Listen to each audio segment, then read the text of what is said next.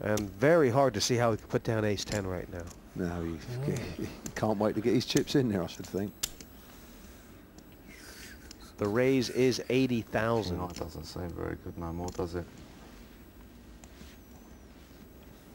If it's any consolation, I only moved all in because I got enough to make you fold and I think you're at it. But if you're not, then you better put your money in and knock me out. He tells it as it is, Jesse, don't he? His heart's on his sleeve, is Andy's. He's always going to call, Jesse. Yeah, I don't think he's going to pass for 1 second. Fenton thinking like... I've made one bad move on you today already. Well, as far as I'm concerned, if you were winning, you would have been in already, so I don't give a shit. Put it in. I mean, ace-7, ace-8, Ain't ace-6, but ace-10's big, isn't it? Ain't that big. He's making it... I think it might be a bit of reverse psychology here with Andy. He might even be talking him into calling him. If you get a read on someone that they think you got a big hand, let him think it. You're on tilt from hand before. Yeah, see. You want me to call? Can't really say. If I say I want you to call, then you're going to know I'm lying. I think I've got the best hand, let's put it that way.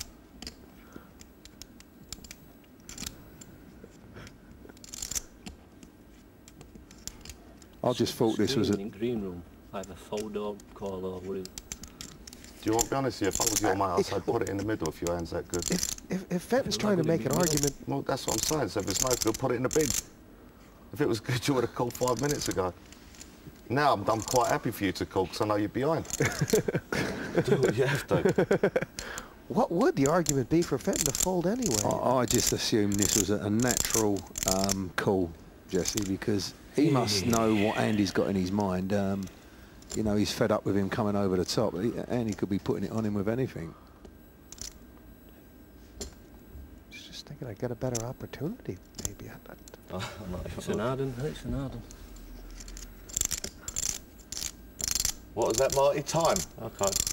And he's tossed his... Come on, put a clock on you. I think Mad Marty, tournament director, has put a clock on Scott Fenton. If the clock reaches 0, Fenton's hand will be dead. He must say call before that.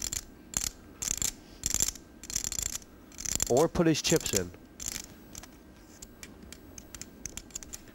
I'm starting to think he's going to pass this. I hope he passes. I can't believe it. 5. Yes, he's Oh, nice. You passed. can't beat a nice, can you? Oh, mate. Oh, fuck. I'll honestly tell you what I had if you show me. No, I can't show you. I had a nice. I had this. Right, well, you had a nice. There you go. There's mine. I had this. Oh. It was very close. Do you want to be honest here? I'd never put you on a nice. I just thought you were sitting there with a big king Well, or Greek queen, Fish something really like got that. away with what... I mean, at the end of the day, Ian, I guess probably Fenton's will. saying I'm still the chip How leader. many you got ace job? I've still Ace got jack. 260,000, but... Yeah, mate, it's not that big. Nearly, mate. Very nearly. I think you will beat. Played two very badly. He Bad must hands. think he's just I been still coshed think over the head you in his know, Tell you sleep, what, Scott. I think that would have that jack. If you got the stake over the Put it in vampire's heart, you better stick it in, Gun because him in and fuck him. you may not get another chance. And Fenton may live to rue this day. Call.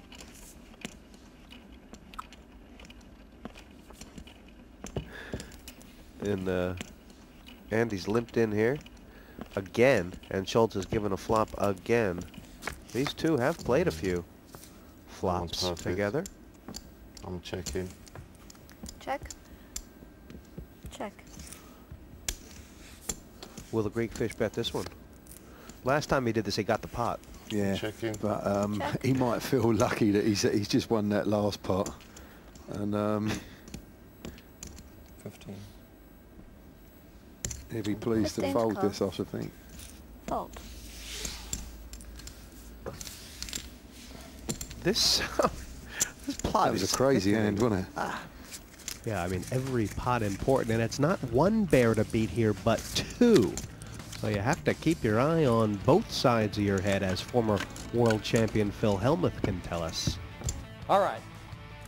The unique thing about this tournament is you start with 6 players. Only one player is going to win something or advance. Only one. So 2nd through 5th gets nothing. So how do you play under those conditions? Well, obviously you play for 1st. You don't care if you finish 6th or 5th. So you have to devise a strategy where you're playing for 1st. Lasting until you make the final 3 and just hanging in there is no good. You have to play a much more aggressive strategy. You have to go for the win. Sound advice from Fearless Phil, but I don't think any of these 3 are going to get knocked out for not trying. If this were a cash game, I would walk away. I wouldn't want a piece of any of these 3. I mean, these guys are tough.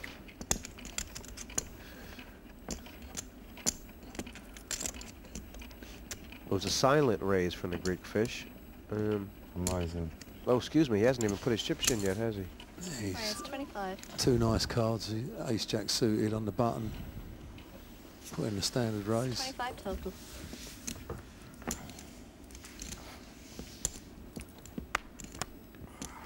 Nine and a bit here.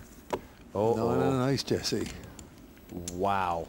Will he do? See, every time he's picked up this, he's come over the top, hasn't he? If he does it this time, Greek fish will be all in again, 100 mile an hour. It's the first time that Greek fish has really had a chance to dominate Scott Fenton. Raise. Yeah. He's keeping to his plan, so. Andy must be doing a dance inside. He's got to think he's in front. He's not. All in, said Fenton. Re-raise all in. Cold. Call! Quick call! Very, very quick call. And Greek fish is right here. You're losing.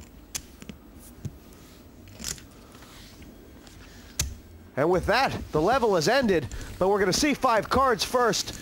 This is huge. And now it's Greek fish in the 70-20 spot. Exactly how much it is.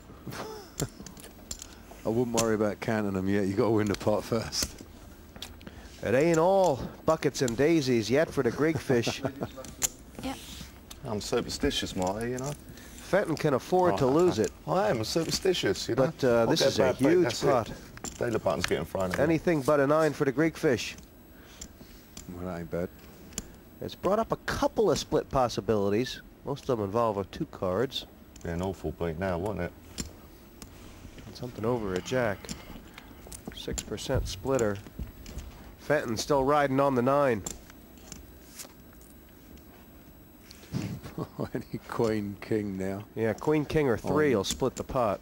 Or 9. 9 will lose it. Jack plays. Yeah.